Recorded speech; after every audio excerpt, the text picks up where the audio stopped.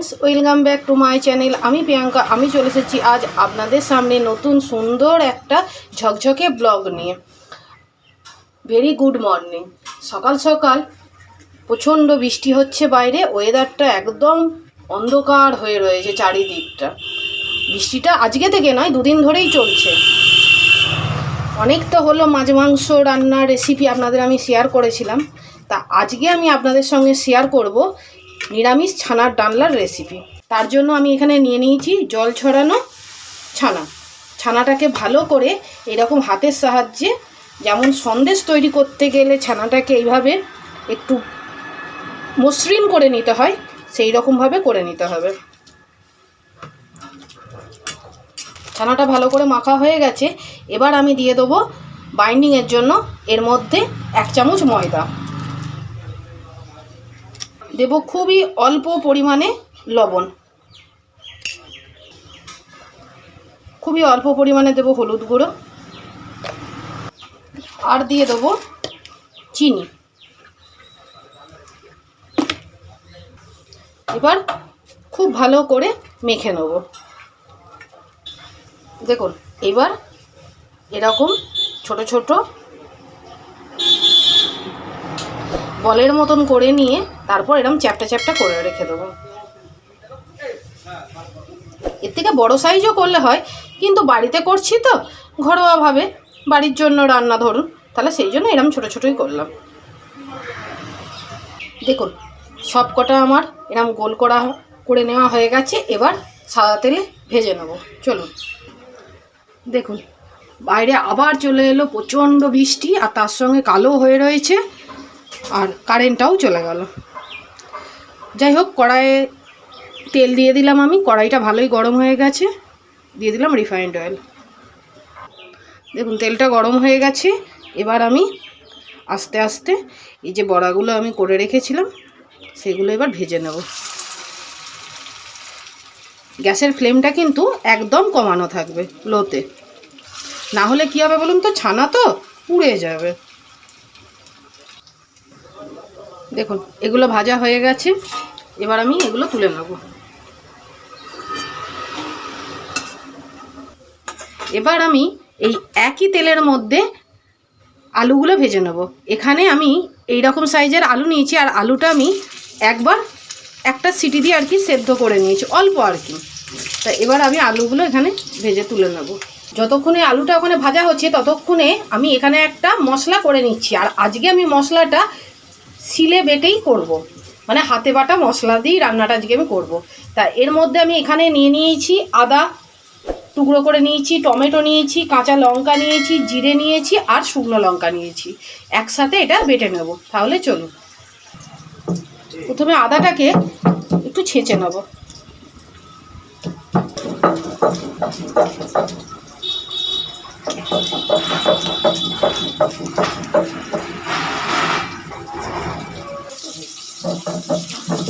শিলে বাটা মশলার মানে হাতে বাটা মশলার স্বাদটাই হয় আলাদা, তাই না বলুন?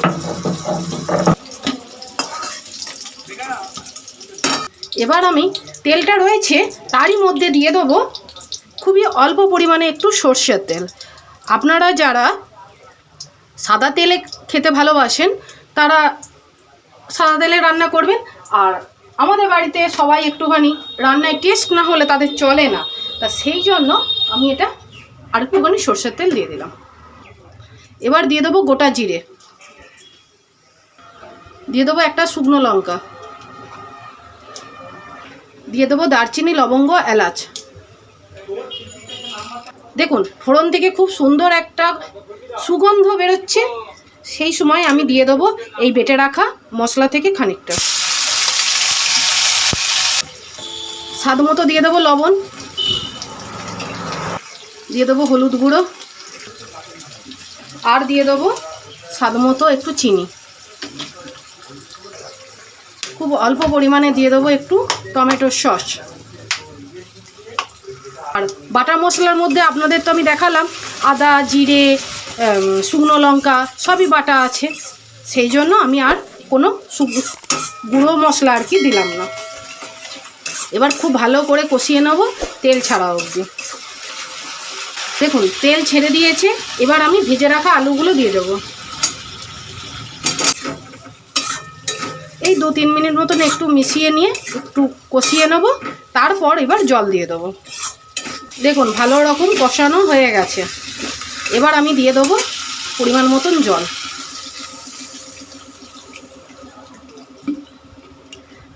জলটা একটু বেশিই দিলাম, কারণ আলুটা তো পুরোটা সেদ্ধ নয়, খানিকটা সেদ্ধ। তা এটা সেদ্ধ হবে, তারপরে আবার ছানার বড়াগুলো দেব, সেটাতে আবার একটু জল টানবে, তাই না বলুন? এটা ফুটে যাক ভালো করে, আর এটা ঢাকা চাপা দিয়ে দেবো। দেখুন আলুগুলো সেদ্ধ হয়ে গেছে। এবার এই পর্যায়ে দিয়ে দেবো ছানার বড়াগুলো, দিয়ে একটু ঢাকা চাপা দেওয়া থাকবে। দেখুন একদম রেডি হয়ে গেছে ছানার ডালনা। বড়াগুলো কেমন ফুলে উঠেছে দেখুন, দারুণ দেখতে লাগছে, তাই না বলুন? আর দারুণ খেতেও হবে। দারুণ খেতেও হবে, হ্যাঁ তা তো হবেই। আর এবার আমি নামানোর আগে দিয়ে দেবো ঘি। ছানার তরকারিতে ঘি দিলে দেখবেন টেস্টটা একটা অন্যরকম হয়। আর অবশ্যই দিতে হবে আরেকটা জিনিস নামানোর আগে, সেটা হচ্ছে সাই গরম মশলা।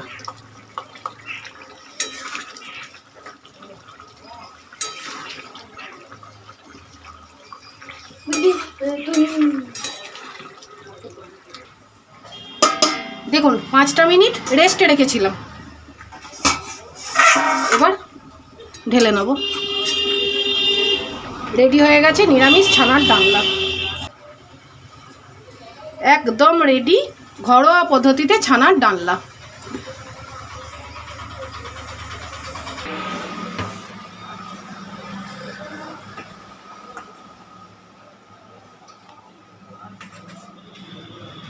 এটা কাকে দিচ্ছ মা?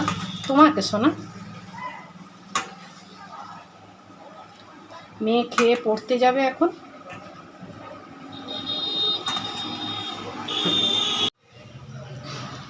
দেখুন আপনাদের আমি দেখাই কতটা এটা সফট। বাপরে প্রচণ্ড গরম। এ দেখুন দেখতে দারুণ লাগছে। এবার এরমভাবে মেখে নিয়ে আমার শোনা হয় আস্তে আস্তে খাওয়া। গরম খুব ভালো হয়েছে, হেভি হয়েছে। নুন মিষ্টি ঝাল সব ঠিক আছে শোনো না। আর ছানাটা শুধু খেয়ে দেখ, মানে বড়াটা খুব সুন্দর হয়েছে। তাই তাহলে চলুন ভিডিওটা আজ আমি এখানেই শেষ করছি। যদি আপনাদের কিছু ভালো লেগে থাকে তাহলে প্লিজ আমাদের পাশে থাকবেন, একটা লাইক দেবেন, আর কমেন্ট করে জানাবেন কেমন লাগলো আজকের ভিডিওটা। আজ এ পর্যন্তই, দেখা হবে আপনাদের সঙ্গে নেক্সট আরেকটা নতুন সুন্দর ভিডিওতে। প্লিজ আমার চ্যানেলটাকে সাবস্ক্রাইব করে দিয়ে আমার পাশে থাকবেন।